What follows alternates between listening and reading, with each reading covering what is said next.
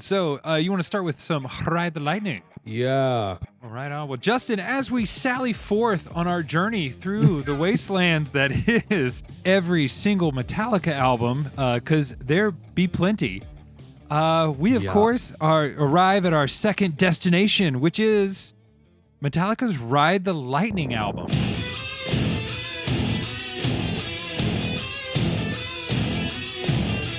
Second studio released album. I am super excited to talk to you about this one and get your general thoughts. Yep. First time this week I've ever listened to this album. It's been a journey. And, same with Kill 'Em All. And that was a fun time. So I don't know, man. It's just, they keep changing on us already. 2 albums. 2 albums in. So we've had some member changes, some lineup changes, right? We had a new bass player. We got Kurt Hammett in as Mustaine. He's out, right? Now we have, I think to me, this album is everything that they did right on Kill 'Em All to the nth, to the turn it up to 10, right? When I think Metallica, this is the sound I think of. No, I mean, it's Progica. Progica. Yeah. Like they got a little experimental on this one. They were just like, we got our thrash bug out on Kill 'Em All. Let's change it up a bit, which is refreshing. I was pleasantly surprised. I definitely think this is technically, I think this is a harder album.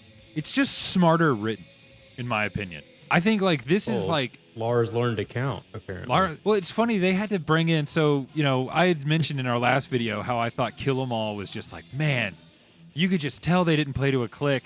And apparently in this, when they were recording this album in studio, they actually had to get a drum tech to come in and teach Lars how to count, right? He's like, does every song come in on an upbeat? And he's like, what's an upbeat? Yeah. Dude, how do you, this explains so much, but it's funny. Well, I think I was talking about in the last video, I think it was Hit the Lights, where it's you hear that stutter, dun, dun, dun, it's like a 7/8 bar. Which works, they do that on Injustice for All, which we'll get to as well, stuff like that, because it's they didn't know what they were doing, but it just worked. Right. And that's what I love about it. I don't know, and with this, I feel you get to hear, speaking of Lars, you get to hear some double bass going on in there. Yeah. It's subtle. It's not as it's not modern quality, pristine, double bass, but it is. I mean, it's pretty. Yeah. It's pretty good. You can definitely tell that they played parts to a click to just get it really clean. This is much cleaner album. Technically, from a writing standpoint, I think they really leaned into Cliff Burton's music theory knowledge, because you have songs like The Call of Cthulhu, hard name to say for me. I mean, dude, it's a proggy instrumental piece, right? It's dope. Yeah. I dig it. Which I was so many of these songs have the longest intros. When I heard that, I was you're just waiting for the vocals, and then it just doesn't happen. And you're like, oh, well, that happened. That happened. That was a thing. That was a 9-minute no vocal song. You just keep waiting. Speaking of vocals, I think you hear with at least Hetfield's vocal takes in this one less gritty. He kind of cleaned up his vocals a little bit, and I thought it was interesting. But he's starting to sound like Hetfield. Yeah, I feel in Injustice for All, he's there, but it sounds like. I mean, Kill 'Em All. Oh, sorry, yeah, Kill 'Em All. Okay, it sounds like a 17-year-old interpreting Hetfield. Right. So, but now it's all right. Now we're getting that quintessential hey-ah. Yeah. Well, I feel he is more the hey-ah is kind of there. More melodic singing in this one for sure, with Ride the Lightning. I find their songwriting, they're really towing that line between the metal thrash and a more commercial sound. You know what I mean? For sure. And it really paid off. And I want to say this hit number 100 in the Billboard 200. Which is pretty good. I mean, it did really well. When it came out, it was kind of genre defining. Yeah, I mean, well, good for them, because I know that they were super broke when they were. They just had so much bad stuff just happen. Yeah, during this process. It's always crazy to me how often you hear of bands on tour that just get their all their equipment stolen, right? Mm-hmm. But I think it's cool. Like, what they flew to Sweden to record this album, and basically, what Hetfield tried out like every amp almost in Sweden. It was a Hammett, and then he got like a French Marshall or something. Yeah.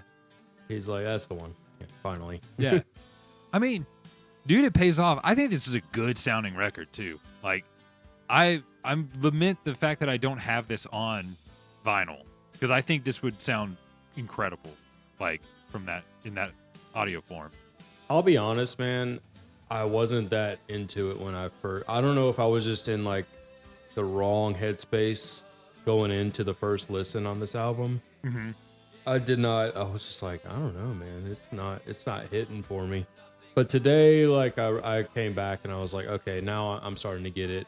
I don't know if I'm in the minority here, but I honestly kind of think Injustice or Kill 'Em All sounds a little better to me. I don't know why.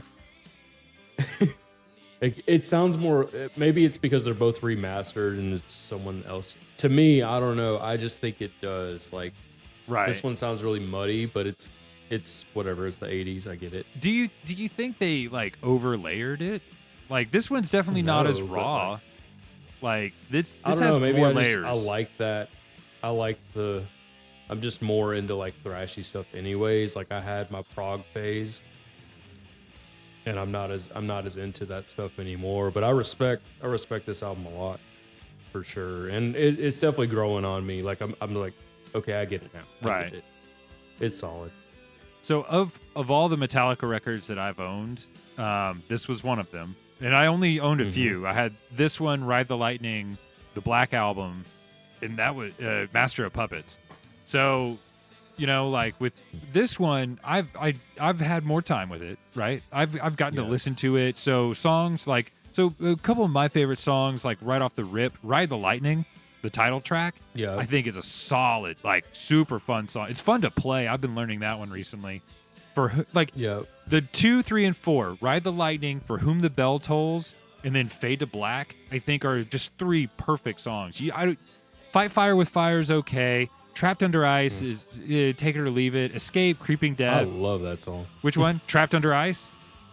I love Trapped Under Ice and Creeping Death. I'm a fan of those right now. Yeah. I mean, dude, they're all good. I just think Ride the Lightning, For Whom the Bell Tolls, and Fade to Black, my 3 favorite songs on the album. I think they're the 3 most commercially successful songs off the album as well.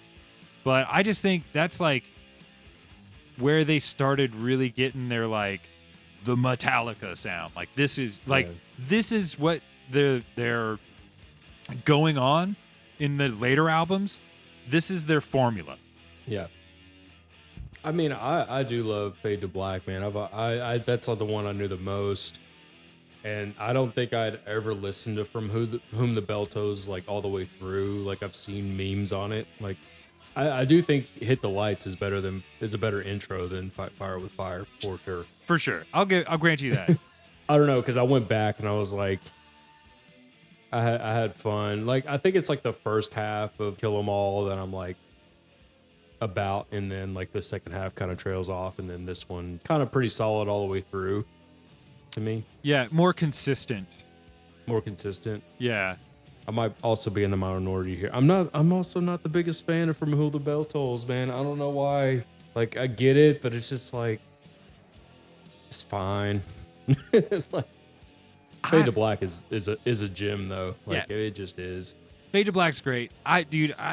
For Whom the Bell Tolls, I think is just like so catchy to me.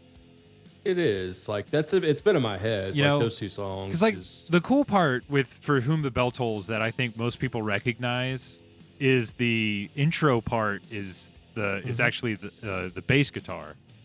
Right. It's Cliff Burton playing the